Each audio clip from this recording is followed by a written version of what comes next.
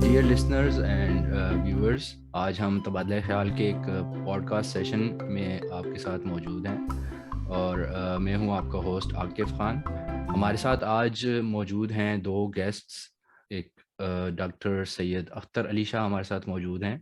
Farmer home secretary کے پی اور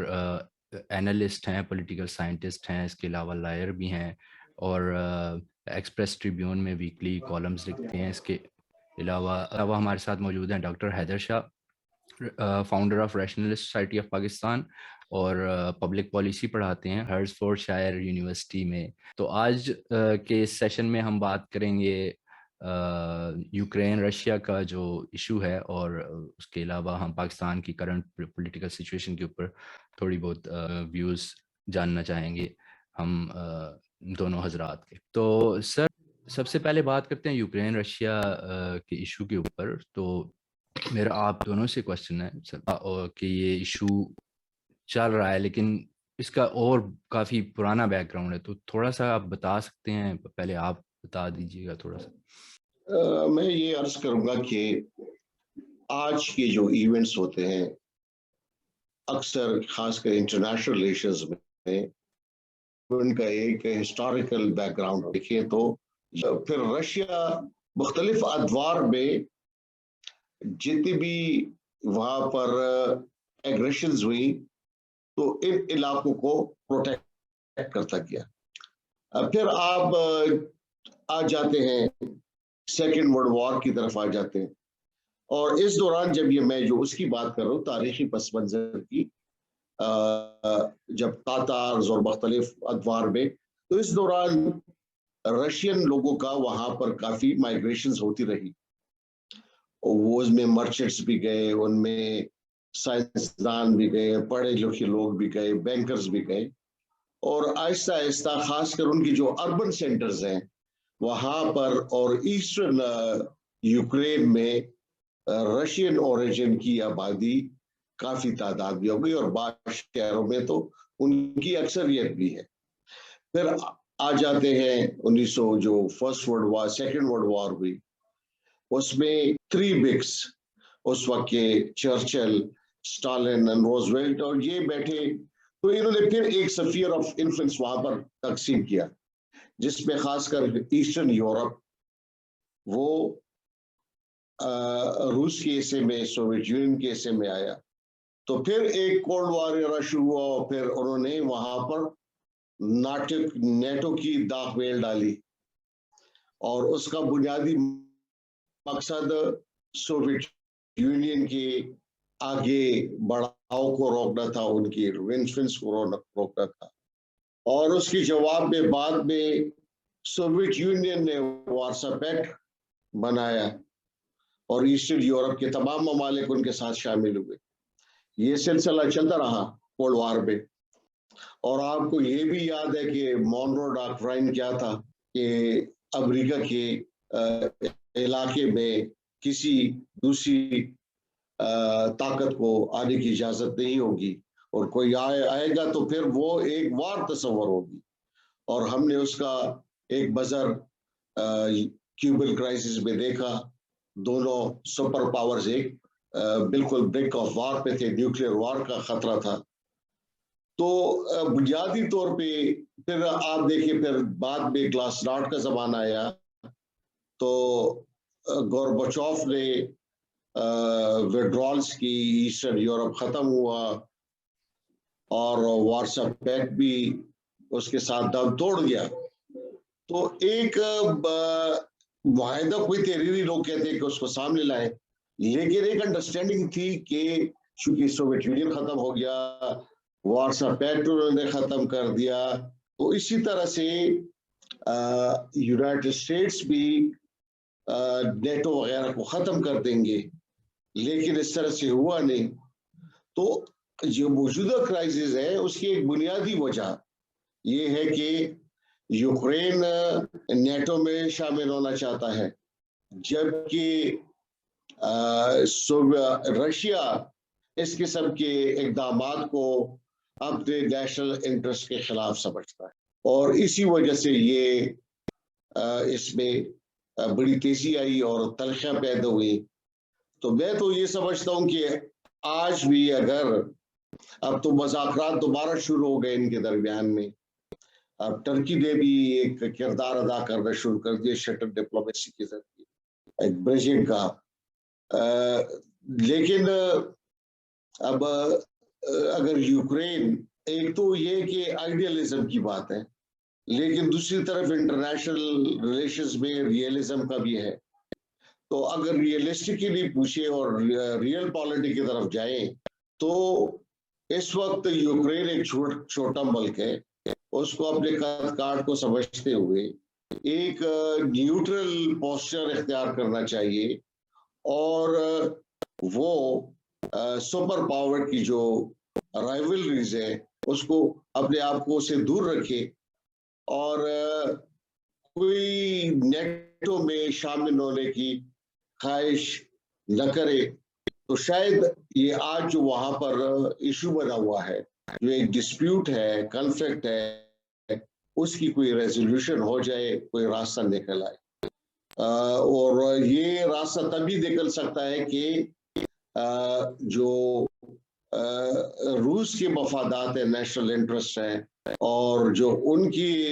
جس طرح کے امریکہ اپنے مفادات کے تحت افغانستان بھی چلا جاتا ہے، عراق بھی چلا جاتا ہے، کیونکہ وہاں ان کے اسٹریٹجک انٹرسٹ کو خطرہ ہوتا ہے، جنگ کے لیے بھی تیار ہوتا ہے، تو اسی طرح سوویت یونین اور ابھی رشیا ہے،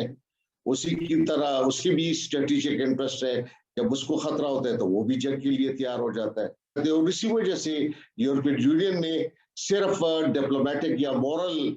سپورٹ تو دی ہے، لیکن فزیکلی ایک بھی درمیان میں نہیں آیا، کیونکہ یہاں پر ایک عالمی جنگ کا خطرہ ہو سکتا تھا، ایک نیوکلیر جنگ کا خطرہ ہو سکتا تھا، تو یہی میری تو یہ اس پہ انٹیک یہ ہے۔ جی بہت شکریہ ڈاکٹر حیدر شاہ، آپ کیا کہنا چاہیں گے اس بارے میں؟ ڈاکٹر صاحب نے بہت اچھا جو تاریخی پس منظر تھا وہ بیان کیا، اور میرے خیال میں وہ سارے چونکہ تاریخ کا حصہ ہیں تو اس سے ہم میں سے کوئی بھی انکار نہیں کر سکتا۔ میں جب تھوڑا یورپ کی تاریخ پہ نظر ڈالتا ہوں تو ذرا زیادہ پیچھے دیکھنے کی کوشش کرتا ہوں، کیونکہ واقعی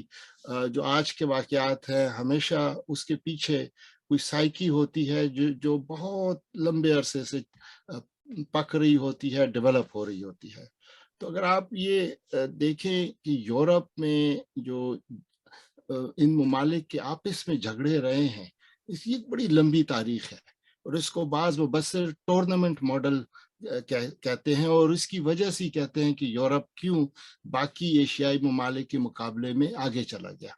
کہ ان کے ہمیشہ آپس میں ملٹری جھگڑے لگے رہتے تھے۔ تو اگر آپ دیکھیں 16ویں صدی تو یعنی 71% ٹائم وہ آپس میں لڑ جھگڑ رہے تھے سارے، لیکن آپ دیکھیں ہر صدی آہستہ آہستہ یہ کم ہوتا گیا، اور اگر آپ ذرا زیادہ ماڈرن ایج کی طرف آ جائیں تقریباً 20ویں صدی کی طرف، تو یہ کافی حد تک کم ہو گیا میجر پاورز کے بیچ میں جھگڑے، لیکن ابھی تک وہ جھگڑا چل رہا تھا، جو کچھ میجر پاورز کم ہو گئے لیکن ابھی تک تھے۔ پھر آپ نے دیکھا کہ 20ویں صدی میں فرسٹ ورلڈ وار جب ہوئی، وہ بھی اسی طرح ایک فلیش پوائنٹ ہوا، اور اس کی وجہ سے جو اتحاد اس وقت بنے ہوئے تھے وہ آپس میں لڑ پڑے، اور اس کی وجہ سے فرسٹ ٹائم ایک ورلڈ وار دیکھنے کو ملے۔ جب بعد میں اچانک ہٹلر کی صورت میں ایک بہت ہی اسٹرانگ نیشنلسٹ لیڈر جرمنی میں آیا،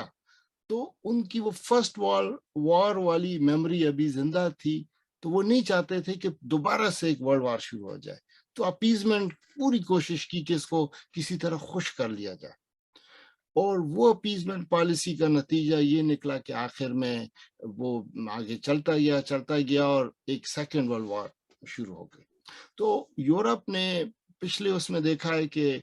2 ورلڈ وارز بہت خطرناک قسم کی ہوئی ہیں، تو اس کے بعد ان کے اندر ایک خواہش ہے کہ اب ہم نارمل ممالک بن جائیں، اور یہ جو ہر وقت ہم آپس میں گریٹنس کا، امپائر بلڈنگ کا جو ایک ہمارا ماضی کا خواہش رہی ہے اس کو ختم کیا جائے، اور اسی مقصد کے لیے انہوں نے یورپین یونین کا کی بنیاد ڈالی. ایسے ممالک جو کہ پہلے جرمنی جیسے وہ اس کا حصہ بن گئے, اور اس کے بعد سے یورپ میں پیس رہا ہے. جو اسپیشلی جو میجر پاورز ہیں ان کے بیچ میں بڑے امن کے تعلقات رہے ہیں, اور اس کا حل انہوں نے یہ نکالا کہ معاشی ترقی پہ توجہ دو بجائے اس کے کہ آپ ایک دوسرے سے لڑتے رہیں. اب اس میں شروع میں تو جو پرانے میجر پاورز تھے وہ اس میں شامل ہوئے, پھر بعد میں فردر ایکسپینشن ہوئی, اور جس کو ہم سوویت یونین کہتے ہیں اس کے اندر جو رہنے والے ممالک تھے. اور میں یہاں پہ تھوڑا سا بڑے ادب کے ساتھ ڈاکٹر صاحب سے اختلاف کرتے ہوئے کہ انہوں نے کوئی اپنی مرضی سے خیر سگالی کے طور پہ سوویت یونین کو ختم نہیں کیا یا وارسا پیکٹ کو, بلکہ وہاں پہ آزادی کی تحریکیں اٹھی تھیں, ان کے اوپر جو زبردستی قبضہ کیا ہوا تھا سوویت یونین نے یا رشیا نے, وہ آہستہ آہستہ اس کے چنگل سے نکلنے شروع ہو گئے. دیوار برلن اگر گری تو وہ ایسٹ جرمنی کے لوگوں کی شدید خواہش کی وجہ سے.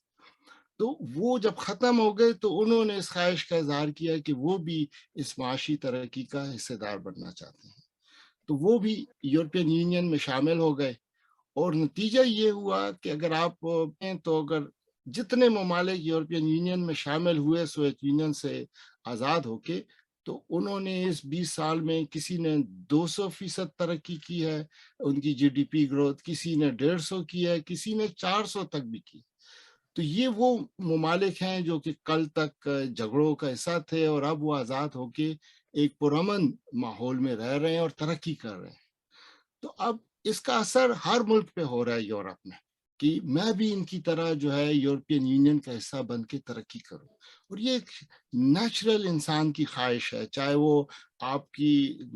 ذاتی لیول پہ ہو کہ اگر آپ کا پڑوسی ترقی کر رہا ہے تو آپ کی بھی خواہش ہوتی ہے کہ آپ بھی ترقی کریں, اور نیشنل لیول پہ بھی یہ خواہش ابھرتی ہے قوموں میں کہ اگر ساتھ والی کنٹری ترقی کر رہا ہے تو میں بھی کروں.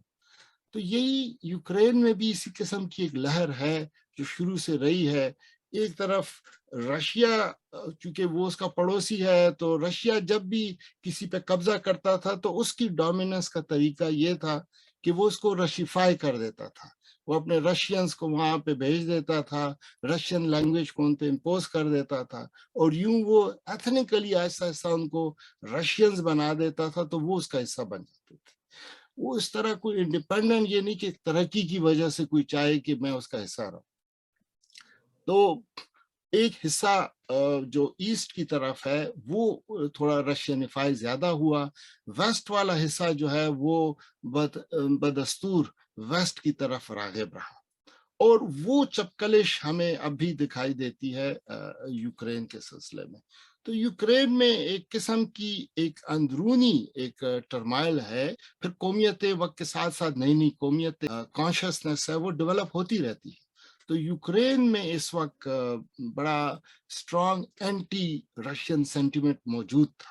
اور ان کی خواہش تھی کہ وہ بھی یورپین یونین کا حصہ بنے, جیسے کہ ان کا پڑوسی ملک پولینڈ ہے وہ بنا اور اس نے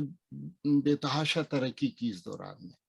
تو یہ اس کا بیک گراؤنڈر تھا کہ کیوں یوکرین چاہتا ہے کہ وہ یورپین یونین کا حصہ بنے. لیکن یہ اس کی خواہش ہے. ابھی بھی ایون ان حالات میں بھی اس نے جب اپنی اپلیکیشن ڈالی ہے تو جو آفیشل رسپانس آیا ہے یورپین یونین کا کہ نہیں, ہمارے بڑے سیٹ کرائٹیریا ہیں, جو ملک ان کرائٹیریا کو پہلے پورا کرے گا تب اس کی ممبرشپ ہو سکتی ہے, اس طرح جلدی کسی کو نہیں دی جا سکتی. تو یورپین یونین اس لیے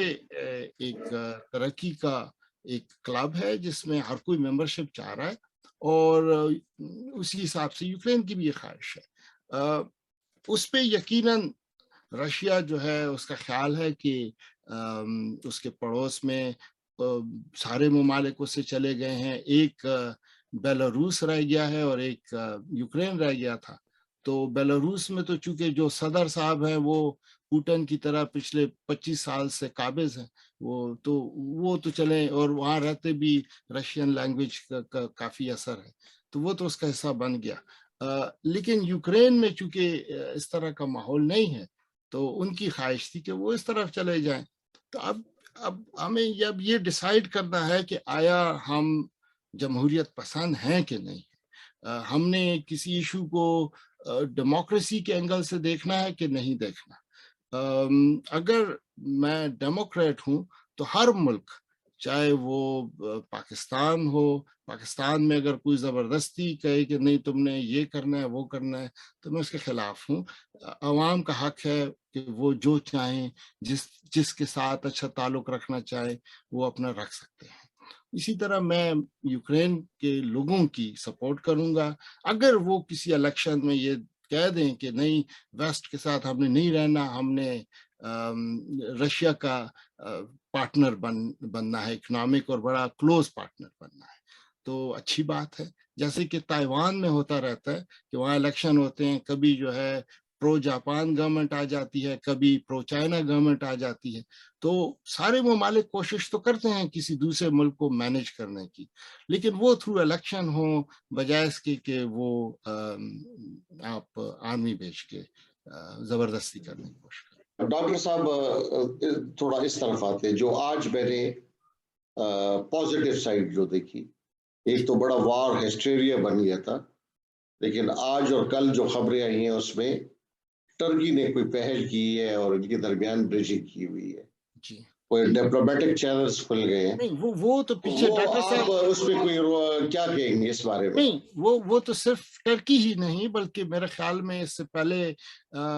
جو اسرائیل ہے اس کا بھی بڑا امپورٹنٹ رول ہے, اور وہ بھی اس میں خاموشی کے ساتھ اپنا رول پلے کر رہا ہے, کیونکہ دونوں ممالک جو ہیں وہ they hold Israel in good esteem. کیونکہ ایک تو دونوں ممالک میں جوز کی ایک کافی سگنیفیکنٹ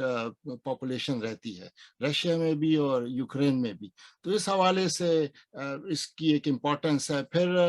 اسرائیل جو ہے ایک طرف یو ایس کے قریب ہے اور رشیا کے بھی قریب ہے, تو اس لیے اس کی اپنی ایک امپورٹنس ہے. پھر ٹرکی نیچرلی نیٹو کا بھی ممبر ہے اور ادھر اس کا ریلیشن شپ رشیا کے ساتھ بھی بری نہیں ہے. تو اس حوالے سے یس, یہ تو ساری سائیڈ میں ہمیشہ ہر وار کے دوران سائیڈ میں تھرو بیک ڈور وہ ڈپلومیسی بھی چل رہی ہوتی ہے اور کوشش کی جاتی ہے کہ کسی اس پہ پہنچ جائیں تصفیے پہ. اور اگر یہ بھی کسی اچھے تصفیے پہ پہنچ جاتے ہیں تو مجھے یقیناً ایز اے پیسیفسٹ خوشی ہوگی کہ آپ کے خیال میں کیا تصفیہ ہو سکتا ہے یہ جو ڈپلومیٹک چیلنج چل رہے ہیں, جو مجھے پریکٹیکلی دونوں کو وہ قبول ہو؟ نہیں دیکھیں نا, ایک تو یہ ہو سکتا ہے کہ اب دیکھیں یوکرین ای یو کا ممبر, تو یہ تو صرف یہ نہیں ہے نا کہ وہ یوکرین کی خواہش پہ, ای یو خود کیا چاہتی ہے. فی الحال تو ای یو نے کہا ہے کہ ابھی یہ پاسبل نہیں ہے, اس کے لیے اس کو لانگ ایک کیو میں لگنا ہوگا. جہاں تک نیٹو کی بات ہے تو میرے خیال میں ابھی تو ایون نیٹو کی طرف سے ایسی کوئی بات نہیں تھی کہ ہم اس کو اپنا ممبر بنانا چاہتے ہیں. یہ تو رشیا کا ایک اپنا تھرڈ پرسپشن ہے کہ یہ بن جائے گا یا بن سکتا ہے, تو اس وجہ سے وہ چاہتا ہے کہ یہ میرا حصہ ہی بنا رہے تاکہ یہ خطرہ نہ ہو. لیکن میرے خیال میں ابھی نہ نیٹو کی یہ کوئی خواہش تھی اور نہ اس کی نہ ای یو کی کہ یہ فوری ممبر بنے. لیکن میں مطلب یاد دلاؤں کہ 1994 میں جب یوکرین کے پاس اس وقت یورپ میں سب سے زیادہ نیوکلیئر ویپنز تھے اور باقی سب ممالک کو یہی تشویش تھی کہ اس کے پاس نیوکلیئر ویپنز ہے, تو جو معاہدہ ہوا تھا یوکرین کا اس کے سگنیٹریز رشیا, یونائٹڈ کنگڈم اور امریکہ, یہ تین تھے, اور انہوں نے ضمانت دی تھی اس کی سیکیورٹی کی کہ تم اپنے نیوکلیئر ویپنز جو ہے گیو اپ کر لو, این پی ٹی کی ممبرشپ لے لو اور ہم ضمانت دیتے ہیں تمہاری سیکیورٹی کی. تو وہ اس نے اس ضمانت پہ کہ مجھے ای یو کی ممبرشپ دی جائے گی, اس امید پہ اس نے یہ اپنے نیوکلیئر ویپنز کا جو درجہ تھا وہ ختم کیا. تو اور یہی ایک ان کے اندر ایک گریونس ہے کہ میں نے تو اپنے نیوکلیئر پروگرام ختم کر دیا, ویپنز گیو اپ کر لیے, اور آگے سے جو ہے مجھے یورپ کا ممبر بھی بننے نہیں دیا جا رہا. تو میرے خیال میں اگر وہ ممبر بنتا ہے تو دیٹ از اوکے. ہاں اگر رشیا کو فیل ہوتا ہے کہ وہ نیٹو کا ممبر نہ بنے تو میرے خیال میں اس کو نہیں بننا